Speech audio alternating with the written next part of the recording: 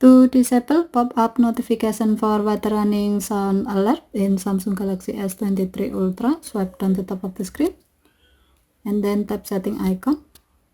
Scroll down the screen to find accessibility. Tap accessibility and then tap hearing enhancement.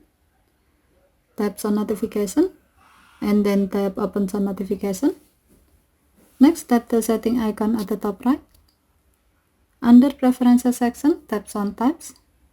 While the alert for sound notification is set to allow sound and vibration, tap notification categories. Next, scroll down the screen. Under appliances and other section, tap water running. While the alert for water running notification is set to alert, tap the blue on off switch next to show as pop-up to disable this option. When the switch runs grey, it means that this option is off. By disabling this option, when sound notification feature is on and it detects a water running sound near you, your phone will not show the notification as pop-up. Okay, thank you for watching. Have a nice day.